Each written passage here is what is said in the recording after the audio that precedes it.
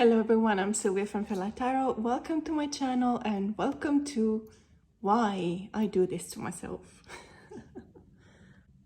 Okay, the actual title of the VR is Only 10 Indie Decks, but this time we're going to have a look at Oracle decks.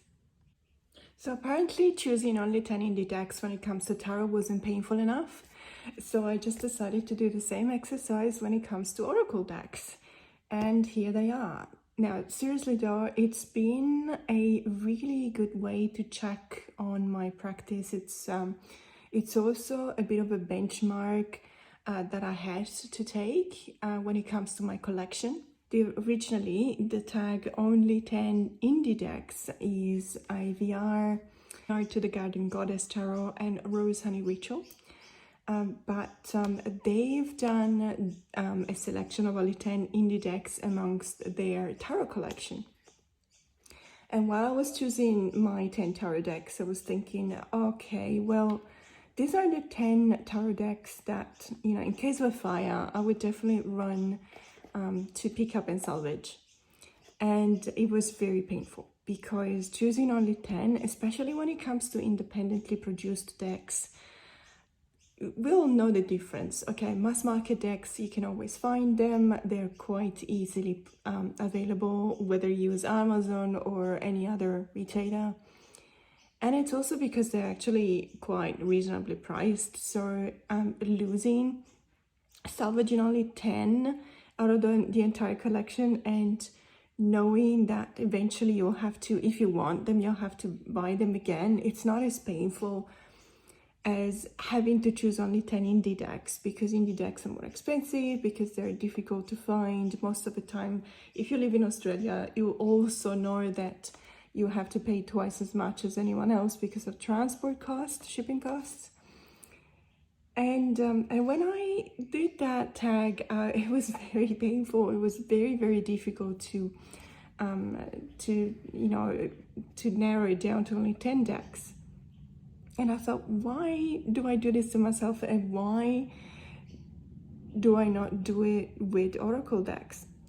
And so I thought, why not doing it with Oracle decks as well? And so here I am. So let's start with the Death Doula Oracle. Now, this deck is a very, very special Oracle deck. I don't use it for divination, and even though I think you probably can, depending on the keywords, of course. If you're familiar with it, there's a part in the guidebook that shows you the rituals, practices, and meditations. And that's the way I use this most of the time. So I do have a lot of rituals related to this deck, a lot of practices. In many cases, I use it for readings related to trauma.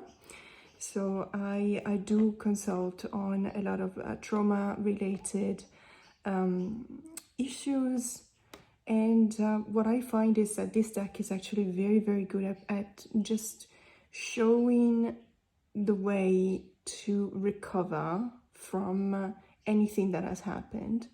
In particular, I use this in combination with another Oracle deck that I'll show you later, because that is also part of my 10, the salvaged ones.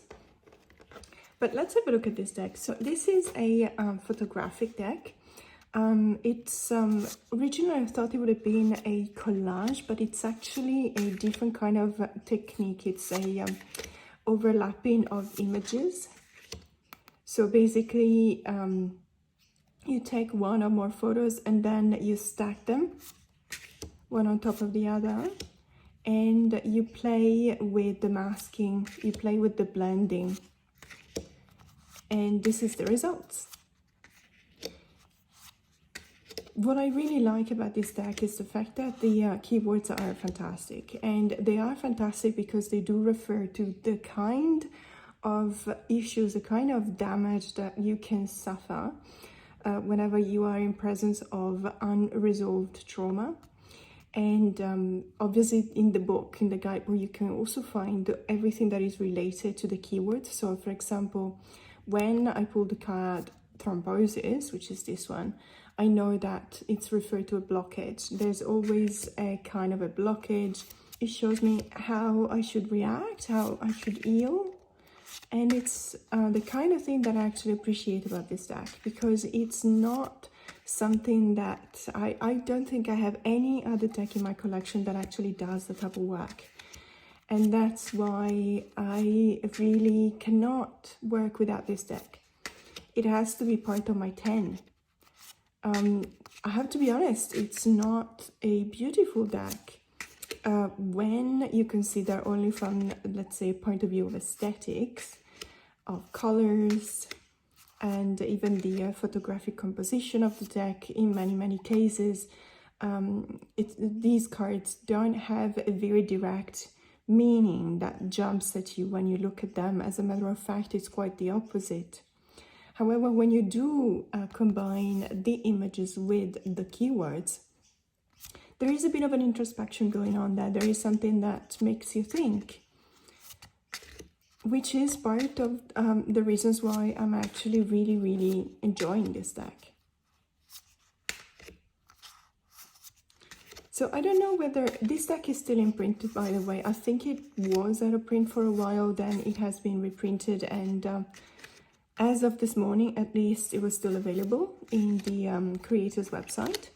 And that's one of the other rules, related to this tag, as we've seen it for the only 10 decks, tarot decks. For the Oracle decks, you have to choose decks that are in print, only decks that are in print, because obviously it's very heartbreaking for us when we do this tag, because we have to choose only 10 decks, but it's also heartbreaking for someone who's watching these videos, and if they fall in love with the deck and then they find out that it's out of print or it's very hard to find, we don't want to do that. So it's decks that are still available, and this is the Death Tool Oracle. Now the second deck I want to show you is the Soul Trees. This is the Ascension deck, and when it comes to availability, so if you go to the website of the Soul Trees Oracles, you will find the options available. I am not entirely sure that this edition is still available. I do know that there were a few copies of this deck that were still available, with really slight defects, flaws on the cards. As a matter of fact, I think that's exactly what I got. There was supposed to be a really maybe some cards have chipped edges, like perhaps this one, but I really don't mind. It's something that doesn't bother me at all. The deck is fantastic. These colors, the color palette is the main difference between this edition and other editions of the Soul Trees.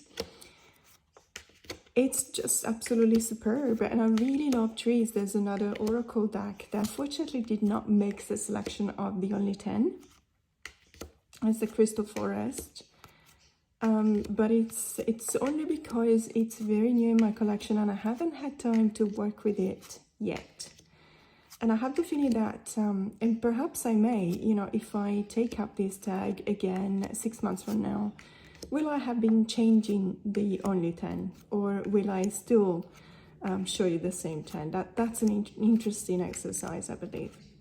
So going back to this deck, this is absolutely fantastic. It really ticks all the right boxes. The color palette is amazing. It's the kind of really saturated blues and the purples, and in contrast with the whites and the blacks that I really like. But what I find about this deck that it's really unique is the fact that somehow the keywords are fantastic, and whenever I feel like I need a bit of a pick-me-up, I pull just one card out of this deck and it really shows me the way. It's a deck that in a sense it's also a kind deck, but it doesn't pull any punches, and it's the kindness that you expect to still guide you. There's been a couple of times in which I felt like I was really called out by this deck, because I was probably going in the wrong direction. I was confused, and I pulled a card or a couple of times from this, and I've literally been just shown where to go this time. And I Will Go Within is one of the cards that I have pulled in one or two of these occasions, and I really feel like this card is fantastic because it does tell you exactly what you need to do, exactly when you need to do it. So it's not just a matter of writing very smart keywords and something that will resonate with people. I think it's the combination between the keywords and the images that makes an oracle deck. It's a make it or break it for oracles, because otherwise something that is very easy is just finding your best oracle deck, the one that you like the most, copying down all the keywords and just associating them with pretty pictures or pretty artwork and stuff like that. That doesn't work. Trust me, it doesn't work. It's not something like that. So when composing, when creating an oracle deck, there needs to be a bond between the artist and the deck, because it's not a tarot deck. A tarot deck has everything already. You can do an RWS clone and you can stick to the meanings, and then you can just find your own variation when it comes to the depiction of the cards. But an oracle deck is something that you don't necessarily have any kind of manual one-on-one on how to create an oracle deck. And this is where you really see the genius at work.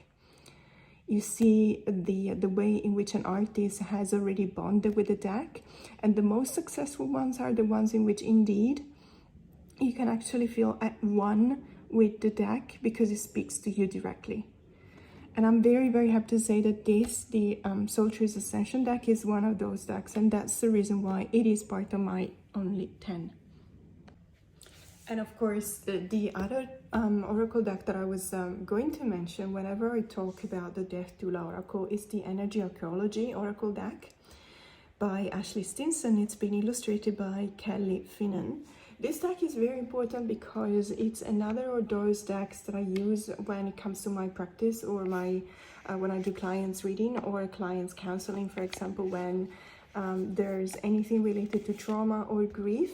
In specific though, this one is very, very helpful whenever there's trauma involved, and not necessarily, or not only, let's say, body injuries, trauma that comes out of body injuries, but also something that is more related to the mind, or something that is more related to the soul.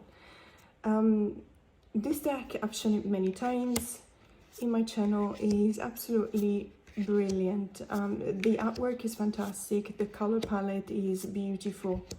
But what I really, really do appreciate is the connection that you can always feel between the part of the body that is illustrated in the card and the keywords. Now, the concept behind this deck is that we store trauma within our body. Wherever we have received injuries, we store the memory of the injury in the bones of our body. This is a fantastic concept, and it's not necessarily, as I said before, it's not necessarily related to a breakage. Of course, there's that. That's one of the major issues that we can have whenever we have a bone breakage, for example. We will bring all the trauma related to that with us throughout our lives. And this deck is really helping us to release that. But in order to release that, what you have to do is you have to do a work of identification. You have to actually map out in your body where these traumatic events have been stored in the memory of the bones. And once you have found this map, once you have created this map, then you have to start working on it. And as you can imagine, the guidebook is actually a really good guidebook. It will tell you everything that is associated with that. So the keywords associated with the specific bones, and something that is related to that. So in each and every card, we can find something that at first may not be speaking to us. When it comes to this card, for example, we've got giving with the right hand. We've got listening with the inner ear. Some cards are very, the keywords are very, very close to the function of the bone specifically illustrated. Others are not necessarily that straight through. supporting with the left foot, for example, rest with the palatine bone. In some cases, if you don't have any knowledge of the human body, it's actually kind of really refreshing to have a look at the guidebook, because it will explain the function of the bones that have been illustrated. Release with ischium, forgiveness with the patellas, refine with the ankles. It's a very, very deep, and let me tell you, it's actually a very emotional deck, because it feels like whenever it's showing you a card that you pull, for example. So when you choose a card because it's related to a trauma you already identified in your body and you want to work with that specific card, obviously it will take your hand and it will guide you through the experience of releasing the pain and the trauma associated with that. But on the other hand, you can also use it with, you know, normal, just one card pull. That will be completely random, obviously, because you will pull it out of the deck, and it will always have something that will resonate with you when you read the description in the guidebook. I really, really highly recommend it. And so this is the Archeology Oracle deck. And the Poises Oracle by Andrea Wani is another one of my only 10. This deck is has become such a workhorse in my practice. It's incredible because I think it's a recent acquisition. I might have got it maybe 3-4 months ago, which is, you know, very recent, because consider that I have been collecting for 35 years, and so 4 months is really not that long a time. However, it is one of those decks that really grabs your attention, and for a good reason. So this deck is very special. The concept behind it, you will notice it's called Poesis. Poesis means, you know, poems. And if you go to the website, you will see that each and every card is associated with a poem. So you can actually do that kind of work in which you pull a card, go to the website, read the poem, and then perhaps meditate on that. But what I do, I actually use it in many spreads when it comes to, if you watch my channel, you know that I do a series which is called Tarot in the Times of. And this series is about going through the human emotions and finding specific decks, using them in very specific spreads in order to heal the wounds that have been inflicted to us by these specific human emotions. And in some cases it can be trauma, it can be grief, it can be uncertainty, it can be self-doubt when related to the body, for example. The way in which I use the poesis is always related to the trauma and the self-doubt that has been accumulated in your mind. There are other decks that I use when it comes to self-doubt related to the body, but this is definitely related to the mind. And for some reason, this deck works really, really well for that. So any kind of trauma that lingers in our mind tends to come out to the surface. There are some cards that are very, very strong and also quite confrontational, like you can see this fear card, for example. And others that really ask us, for example, this one, to open up our mind and to open up ourselves to understand what we are looking at, what are we facing, what are we being confronted with. Rage, for example. Trigger. So it's an excellent deck for shadow work, even though I keep on saying this, but to me shadow work is very generic. It's, if you compare, if you refer to the tradition, to the psychological tradition that has been laid out and structured by Carl Jung, you will know that shadow work is all about accessing those parts of ourselves that have been hidden in the shadow and have been rejected for some reason, and bringing them back to the light and recognize them as part of ourselves. And, you know, if you want to keep them because they are valued, then in that case it helps us nourish them. But in many other cases, it will be parts that we want to release. So we want to let them go. And so shadow work will definitely help you in the second stage of shadow work to resolve these conflicts. And this deck is absolutely fantastic to do just that.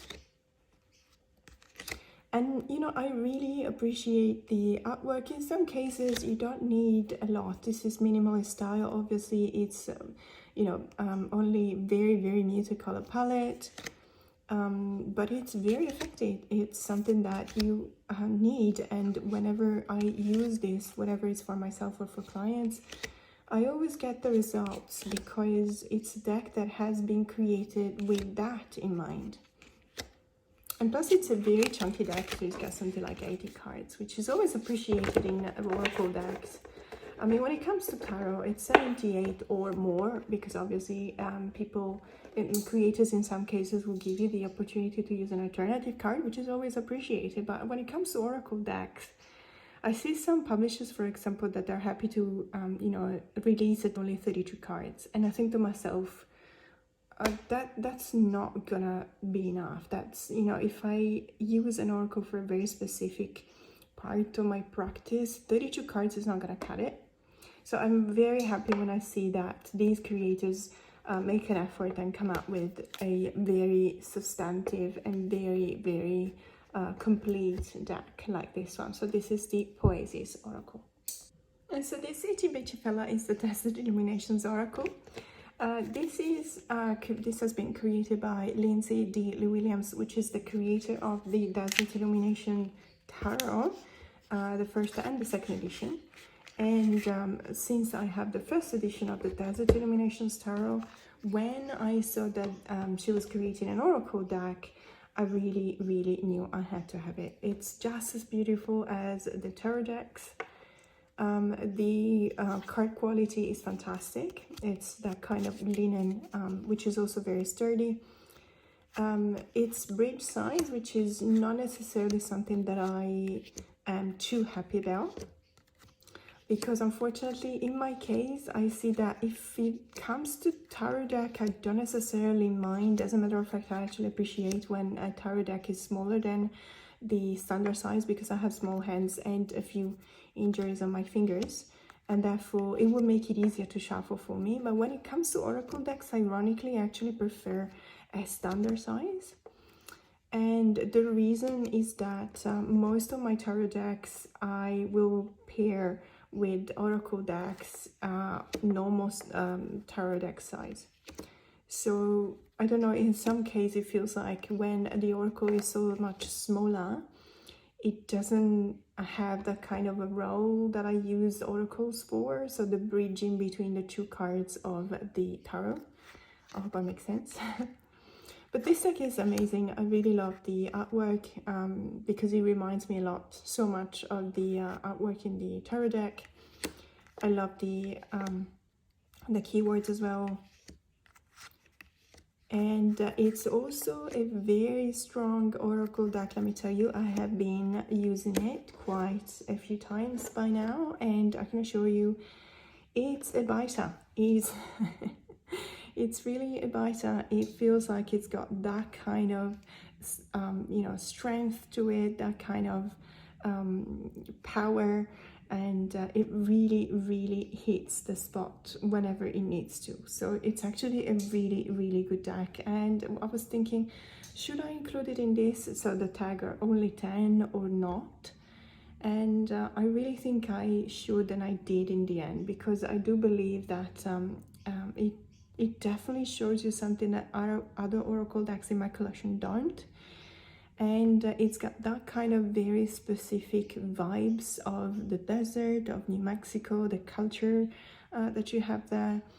And I did not have an oracle deck with that specific kind of vibe. So, and it's an area that I really like.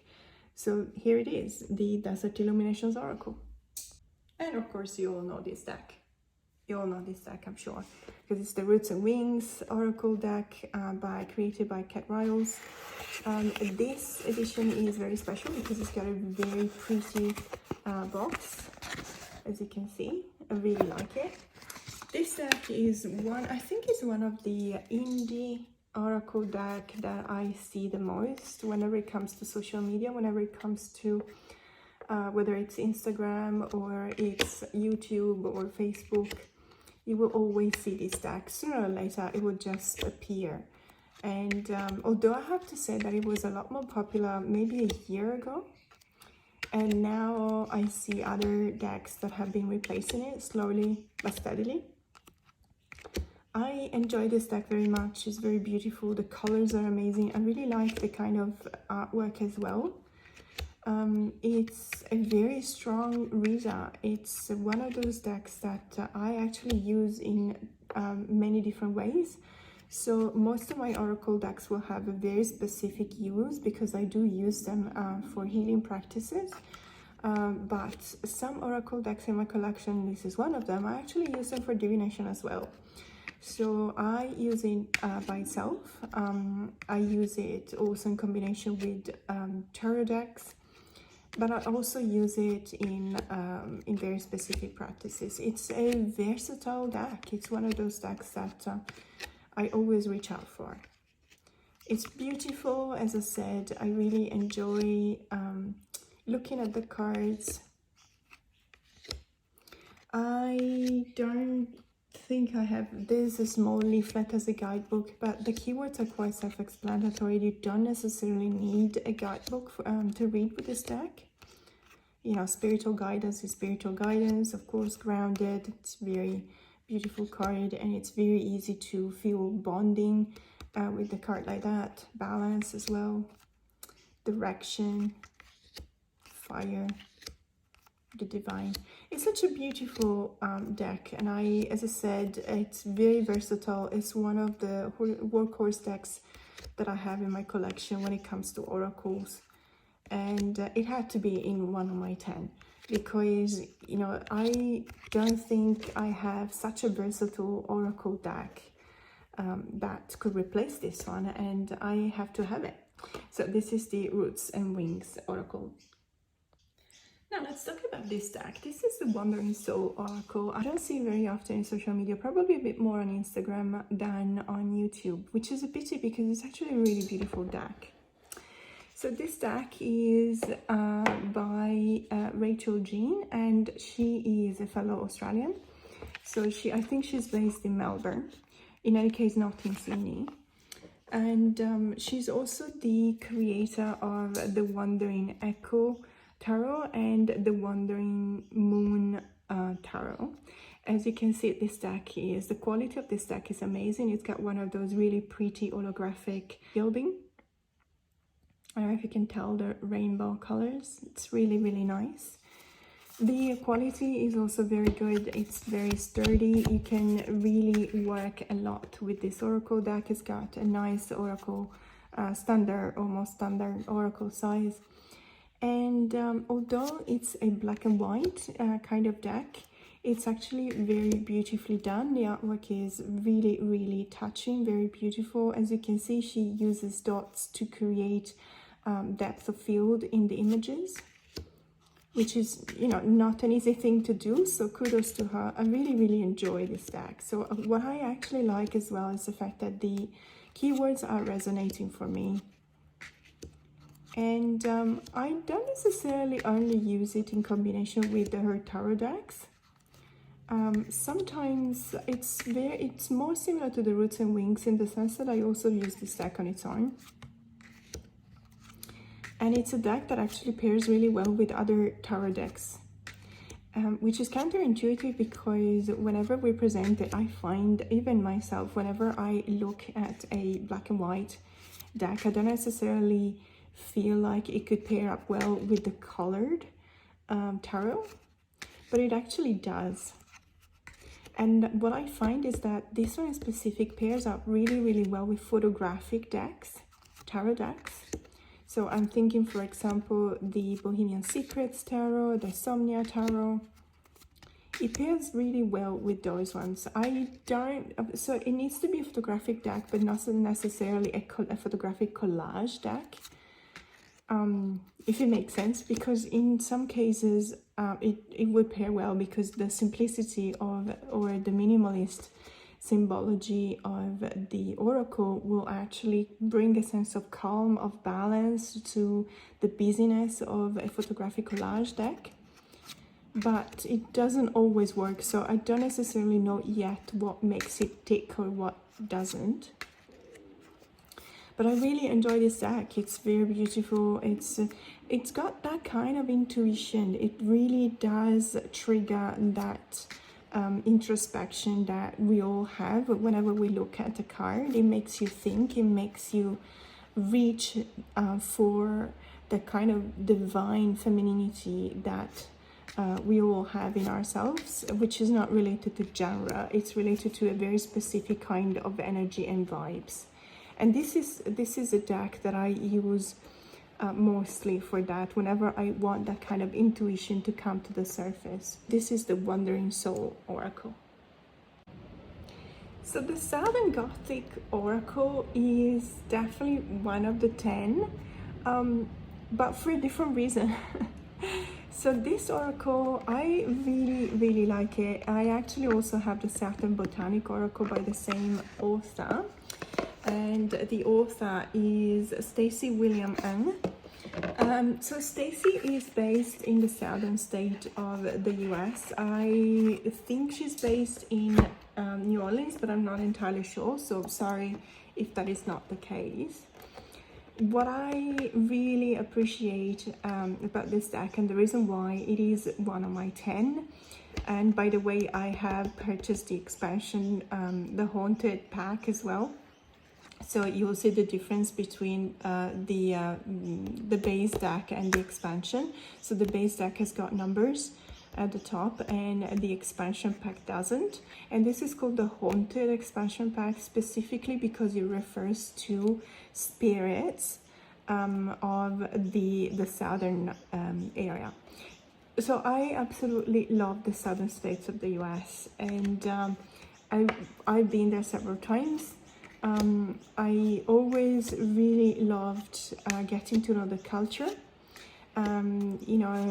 Whenever it comes to related to people, to food, to legends, local, history, it's always incredibly interesting for me. And I just love, renting a car and just driving around and just basking in the beauty of these places. But it's also when it comes to objects, for example, that I really feel like the culture really gives you that kind of introspection into what is important, in those areas, what is recognized as part of the family, what is something that resonates for those who live there, for those who have born there. I mean, when you look at this card, for example, this is an armadillo basket, right? And it's something that you probably wouldn't see in the northern states. It's something that is very specific to that area. And what does this image evoke in those who come from those areas? It evokes something related to grounding, obviously, something related to a fierce protection. And one beautiful thing is to get to know these cards by going into the guidebook and reading the stories behind it. And by the way, there is a PDF guidebook when it comes to the expansion pack as well. So these ones, the meaning of these cards are not included in the original guidebook, but there is, you are being given access to a guidebook online for these cards as well. So a mojo bag, for example, black eyed peas, for example, this is something that is so interesting for me, and it is because it's very specific of this area that I really enjoy getting in touch with it, knowing the culture behind it, knowing the legends and the myths behind the cards in the expansion pack. These cards remind me a lot of my travels in that area. Thankfully, I've never seen a copperhead. Although living in Australia, make sure that I've seen a lot of snakes. Now, this is the Blessed Child, one of the statues that you can find in many of the cemeteries. In, for example, New Orleans is the one that comes to mind. And I know that Stacey is actually working, I think it might be on Kickstarter now, but I might be wrong. But she's also working on an oracle deck that only represents statues that you can find in cemeteries. So I will put the Stacey's website in the description box below, so if you want, you can actually check it out. And it's one oracle deck that I will definitely buy, because you know, it will be with this kind of artwork, which I really like. And it will be very interesting because it will be something that is very specific to the Southern culture. So this is one of the 10 specifically because of that, because of the culture that it represents. It's a culture that I really, really love. So this is the Southern Gothic Oracle. And, you know, this deck could not be left behind. And this is the Reclaim Oracle. I actually use it the same way in which I use the Poises Oracle, except that this one is more related to my practice when it comes to body issues. So this deck is so powerful. It is also very confrontational. There's a lot of cards that are very, let's say, they do require a lot of courage to be acknowledged. It's not an easy deck. It's a chunky deck as well, which I also appreciate. It's a slightly smaller size, which I don't mind because in this case, you know, it's not too small like the Illuminations Oracle. It's still a good size, and it pairs well with a lot of tarot cards. In particular, what I really like using this oracle with is the Dark Days Tarot, which is a square tarot deck. And it's got a very similar kind of artwork, and it's got so the Dark Days is only black and white, and this the Reclaim Oracle is black and, let's say, this kind of rose pink. They pair really well together. So the Reclaim Oracle is part of many collections. I've seen it you know, portrayed in many channels on YouTube. I've seen it in many accounts on Instagram and on Facebook. And there's a reason. It's a very strong and powerful deck. As I said, it's a kind of deck that really has a very deep work, and it's a work of shadow work, you can call it that. In some cases, it overlaps a bit with child work, inner child work as well. But if you take this card, for example, this card is the Humiliation. This card could definitely be used in shadow work and in inner child work. It's the kind of confrontation that we need to acknowledge. It's the kind of card that triggers a specific work within ourselves to be comfortable with. So at the beginning, a card like that would definitely not be a card we're comfortable with, we feel comfortable with. Whenever, if it does come up, it's actually one of the cards that makes you think. It's one of the cards that make you look away in some cases, because we're not always ready to face the message that comes out of these cards. And what I feel is that it is a deck that intuitively knows which cards we can actually deal with at a very specific moment. And so I think that, and I've seen it whenever I use it for myself, whenever I use it for clients, that it will not show you cards you're not ready, or issues, cards that point at issues that you're not ready to face yet. So it does have that kind of kindness in a way, although it definitely is not a kind or a hug type of deck. It's just very specific. It just really knows where the issue is. And it also knows whenever we are ready to face something that we may not have been facing for a while. It's not a deck that I will use it every day, I have to be honest. And it's not a deck that, honestly, I don't think that you need to use it every day, because we need to recover after using this deck.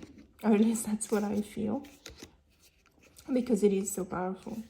But it is one of those decks that when used once in a while, it actually really does help a lot. So this is such a strong deck. I mean, every time I look at this card, it just gives me a lot of feels. So this is the Reclaim Oracle. Last but not least, I wanted to conclude this video with the Connected and Free Oracle. Now, this deck is actually out of print. However, it's been printed mass market. For now, we only have the French edition mass market available. It's actually available on Amazon, but I I've heard, and I hope I'm not wrong, but I've heard that it can also, one day it will also be printed mass market in the English edition. This deck is amazing. I think it's the second edition because I read somewhere that the second edition also has the chakra cards, and this one has the chakra cards, so it's the second edition. Unfortunately, I don't have the guidebook because the person selling this deck didn't have the guidebook, so I don't. I think a friend of mine has the guidebook, so I'll ask her sooner or later to just let me have a look. But what I also read is that you don't necessarily need the guidebook. The images, I have been working with this deck for months now, and I never felt like, oh geez, I really need to you know, read something about these cards, because they're not necessarily helping me understanding what they want to communicate with me. I never had that. I always have a very clear message whenever I use these cards. This is one of my favorite cards, by the way, the Soul Knowing. It's just really beautiful. Everything I like, everything about it I like. I like the colors, I like the symbology of it, and this is another one of my favorite ones. I really do have a passion for really strong saturated colors. There's a lot in this deck. It's also a chunky deck, as you can see, which I really like. So it's got the chakras with the colors associated to them. I really like it. I like the fact that it's a bit of a mix in the art style. So you've got pencil line work, but you also have watercolors, and it's very beautiful. I think it's not that easy to make a deck like this. You know, there's a lot of artists, and I say that all the time. I really love this Fear card, by the way. So there's a lot of artists that are fantastic artists, and they might be into tarot, and they try and, you know, come out with their own version of a tarot or an oracle deck. It's not easy, because it doesn't always work. You need to have that kind of knowledge, especially when it comes to tarot decks. You need to be knowledgeable about the meaning of the cards and the association with the images. But the same goes for oracle decks. You cannot just, you know, produce a deck with pretty images and, you know, and keywords. It needs to have that kind of bond. It needs to, during the creative process, you need to have that kind of strong energy going on, because otherwise what you come up with will not, it will just fall flat, like many oracle do. So this Strength card is one of my favorite ones as well, because I really love elephants. I enjoy using this deck all the time. It's one of my favorite ones, and of course I use it with the Lumina Tarot, which is by the same artist, but I also use it, for example, with the Way Home Tarot, with the Wild Unknown, with the Sacred Web. And you know, it's one of those oracle decks that I really like pairing up with tarot decks. So this is the Connected and Free Oracle, and this is the last one of the only 10 oracle indie oracle decks that I have chosen for this video, which was a very difficult choice because there's many more.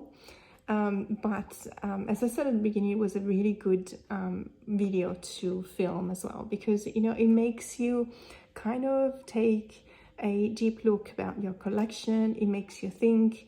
It makes you really understand why you have these decks and why you want to keep them, which is always good. You know, it makes you aware, conscious of your choices. So thank you so much for staying with me till the end of this video. Please don't forget to like and subscribe. It really helps a lot. Whenever you like one of my videos and you comment on the videos, even better. It helps push the video through to other people that don't know my channel, and it helps me grow, and that's something that I'm really grateful for. It means the world to me. So more to come. Have a great day.